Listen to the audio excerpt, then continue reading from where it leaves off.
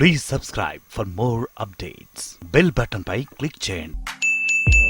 తెలంగాణ ప్రభుత్వం సుప్రీంకోర్టులో అఫిడవిట్ దాఖలు చేసింది పోలవరానికి సంబంధించి. పోలవరం అంశాన్ని మరొకసారి పునఃసమీక్షించాలని చెప్పేసి చాలా అంశాలు అందులో పొందుపరిచింది కదా.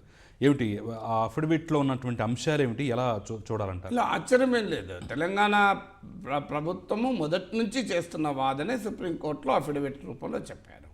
ఏం ఆంధ్రప్రదేశ్లో జగన్మోహన్ రెడ్డి గెలుపు కొరకు అఫిడవిటే మార్చుకోలేదు, స్టాండ్ మార్చుకోలేదు. అది సుప్రీంకోర్టులో ఈ సమయంలో రావచ్చు, అఫిడవిట్ ఈ సమయంలో దాఖలు చేయాల్సి రావచ్చు. కానీ జగన్మోహన్ రెడ్డి కొరకు టీఆర్ఎస్ పోలవరం పైన తన వైఖరి మార్చుకోలేదు. దాన్ని మనం అప్రిషియేట్ చేయాలి. ఎందుకంటే రాజకీయ అవసరాల కొరకు కీలకమైన అంశాలపైన అది ఆ వైఖరిని మార్చుకోకపోవడం డెఫినెట్గా అభినందించాలి. ఎందుకంటే ఆ వైఖరిని నువ్వు సమర్థించవచ్చు, సమర్థించకపోవచ్చు. తెలంగాణ ప్రభుత్వం, టీఆర్ఎస్ ప్రభుత్వము పోలవరం పైన వ్యక్తం చేసే వైఖరిని డిఫర్ అయ్యే వాళ్ళు కూడా ఒక స్టాండ్లో కన్సిస్టెన్సీని ఎప్పుడైనా అప్రిషియేట్ చేయాలి. ఇప్పుడు దానికి మనం ఎందుకు అప్రిషియేట్ అంటే ఆ వైఖరిని కాదు, ఒకే వైఖరితో ఉండడం. ఇప్పుడు ఉదాహరణకు పోలవరం పైన గతంలో అబ్జెక్షన్స్ లేవనెత్తారు. ఇప్పుడు అబ్జెక్షన్ లేవనెత్తితే జగన్మోహన్ రెడ్డి కోపం ఇబ్బంది అవుతుంది, చంద్రబాబు నాయుడుకు ఆయుధం అవుతుంది అని చెప్పి తెలంగాణ ప్రభుత్వం పోలవరం పైన అఫిడవిట్లో మాకే అభ్యంతరాలు లేవని రాసిందనుకోండి, దాన్ని రాజకీయంగా మనం యాక్సెప్ట్ చేయలేం కదా. ఇక ఎందుకని ఏమని చెప్పింది ఇందులో, ఇవన్నీ కూడా కొత్త ఏం కాదు, ఇప్పటికీ చాలాసార్లు డిబేట్ అయిన పాయింట్సే చెప్పింది. ఒక ప్రధానమైన ఆర్గ్యుమెంట్ ఏం చెప్పిందంటే పోలవరం పైన తెలంగాణ ఉద్యమ కాలంలో కూడా టీఆర్ఎస్ వ్యతిరేకించింది. టీఆర్ఎస్ఏ కాదు, ఖమ్మం జిల్లాలో అన్ని పార్టీలు వ్యతిరేకించాయి, including YSR Congress, including TDP. ఖమ్మం జిల్లాలో ప్రతి పార్టీ వ్యతిరేకించింది. వామపక్షాలు దానిపై పోలవరానికి వ్యతిరేకంగా పోరాటాలు జరిపాయి, సిపిఎం లాంటి పార్టీలు. అందువల్ల ఇవందరూ వ్యతిరేకించారు. అందువల్ల ఉమ్మడి రాష్ట్రంలో పోలవరం పైన జరిగినంత చర్చ ఎక్కడా జరగలేదు. ఎందుకు? పోలవరం కట్టకూడదని కాదు, ఆంధ్ర ప్రజలకు నీళ్ళు ఇవ్వకూడదని కాదు. గోదావరిలో 4000 టీఎంసీలు సముద్రంలో కలుస్తాయి, అలాంటప్పుడు ఆంధ్ర ప్రాంతం వాడుకుంటే అభ్యంతరం కాదు. కానీ ఒక ఆర్గ్యుమెంట్ ఏమొచ్చిందంటే పోలవరం కట్టకుండా ఆల్టర్నేట్ పద్ధతిలో 5-6 చిన్న చిన్న బ్యారేజీలు కట్టడం ద్వారా ఇంతకన్నా ఈక్వల్ బెనిఫిట్ లేదంటే ఇంకెక్కువ బెనిఫిట్ వస్తుంది. 2 లక్షల మంది గిరిజనులు నిర్వాసితులు కావాల్సిన అవసరం లేదు. ఖమ్మం జిల్లాలో 7 మండలాలు మునగాల్సిన అవసరం లేదు. అందువల్ల ఇంత భారీ ఎత్తున జన విధ్వంసము, అటవీ సంపద విధ్వంసం అవసరం లేదు. ఎందుకంటే అత్యంత విలువైన 2 లక్షల హెక్టార్ల నేచురల్ ఫారెస్ట్, సహజ అరణ్యాలు మునిగిపోతున్నాయి. అందువల్ల ఇలాంటిది అవసరం లేదు. సిమిలర్ బెనిఫిట్స్ వచ్చే ఆల్టర్నేట్ మోడల్లో కట్టండి, అది వాదన. పోలవరం మొత్తానికే కట్టద్దని, ఆంధ్ర ప్రజలకు నీళ్ళు ఇవ్వద్దని తెలంగాణ ఉద్యమ కాలంలో కూడా అనలేదు.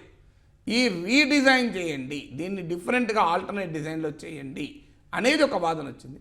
కారణం ఏదైనా రాష్ట్ర విభజనతో ఆ వాదన పక్కకు పోయింది. ఎందుకంటే రాష్ట్ర విభజనలో ఆంధ్రప్రదేశ్ నష్టానికి గురైందనే భావన బలపడడంతో సహజంగానే పోలవరం ఆంధ్రప్రదేశ్కు వరప్రదాయనిగా చూశారు. ఇప్పుడు మరోసారి తెలంగాణ ప్రభుత్వం అదే వైఖరి చెప్పింది. అంటే ఒకప్పుడు 30-36 క్యూసెక్ల నీరు మీరు విడుదల చేస్తారని చెప్పి అప్పుడు ఎన్విరాన్మెంటల్ ఇంపాక్ట్ అసెస్మెంట్ చేశారు. ఇప్పుడు 36 నుంచి 50కి పెరిగింది. అందువల్ల మళ్ళీ రీఎవాల్యుయేట్ చేయాలి ఎన్విరాన్మెంటల్ ఇంపాక్ట్ అసెస్మెంట్ అనేది తెలంగాణ ప్రభుత్వం మొదటి అబ్జెక్షన్.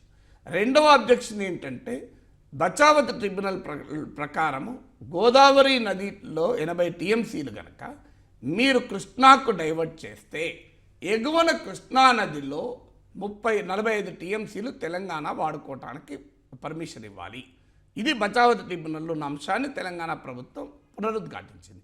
ఇప్పుడు 80 టీఎంసీలు నికర జలాలు. అందువల్ల గోదావరిలో మీరు అదనంగా నికర జలాలు ప్రకాశం బ్యారేజ్కు మళ్లించి కృష్ణాకు మళ్లిస్తున్నారు కనుక, గోదావరి జలాలను కృష్ణాకు మళ్లిస్తున్నారు కనుక కృష్ణాలో 45 టీఎంసీలు అదనంగా తెలంగాణకు వస్తాయి. ఇది బచావత్ ట్రిబ్యునల్ చెప్పిన అంశాన్ని తెలంగాణ ప్రభుత్వం మరోసారి రైజ్ చేసింది. మూడవది జాతీయ హోదా ఇవ్వడం పైన కూడా మాకు కూడా మరోసారి అభిప్రాయం చెప్పని వాళ్ళు అన్నారు.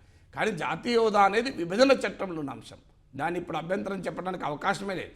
పార్లమెంట్ ఆమోదించిన చట్టంలో పోలవరానికి జాతీయ హోదా అని ఉంది. అందువల్ల దానికి ఇప్పుడు అభ్యంతరం చెప్పడానికి అవకాశం లేదు వాస్తవంగా.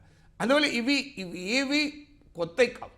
వీటిని అంగీకరించే వాళ్ళు ఉండొచ్చు, వ్యతిరేకించే వాళ్ళు ఉండొచ్చు, కానీ ఇవన్నీ కొత్తగా వచ్చిన అబ్జెక్షన్స్ ఏవి కావు. ఎప్పటి నుంచో ఉన్నటువంటి అబ్జెక్షన్ తెలంగాణ ప్రభుత్వం మరోసారి రీట్రేట్ చేసింది. అయితే సమస్య ఏంటంటే మళ్ళీ ఆంధ్రప్రదేశ్లో ఉన్న రాజకీయాలపై ప్రభావం. జగన్మోహన్ రెడ్డి కేటీఆర్ జగన్మోహన్ రెడ్డి కలవడము, జగన్మోహన్ రెడ్డి ఇటీవల ఇంటర్వ్యూల్లో కూడా కేసీఆర్ ప్రత్యేక హోదాకు మద్దతు ఇస్తే తప్పేంటి అని మాట్లాడడము, ఒక రకంగా కేసీఆర్తో మైత్రిని సమర్థించుకోవడం వల్ల ఇప్పుడు తెలుగుదేశంకు ఒక ఆయుధమైంది. చూడు, పోలవరానికి అడ్డుపడే వాళ్ళతో నువ్వు ఎట్లా మైత్రి చేస్తావు? ఇప్పుడు ఎందుకంటే కేసీఆర్ ఒరిస్సా వెళ్ళినప్పుడు కూడా నవీన్ పట్నాయక్తో కలిసి పోలవరంపై చర్చించారు. అందువల్ల పోలవరం పైన ఒడిస్సా ప్రభుత్వం కూడా అభ్యంతరాలు చెప్తోంది. సో ఈ ఫెడరల్ ఫ్రంట్ అనేది జగన్మోహన్ రెడ్డి సమర్థిస్తున్నాడు కనుక ఫెడరల్ ఫ్రంట్లో ఉండే ఇద్దరు కీలక భాగస్వాములు, ఒకటి టీఆర్ఎస్, రెండు బెజూ జనతా దళ్, ఒక కేసీఆర్, నవీన్ పట్నాయక్.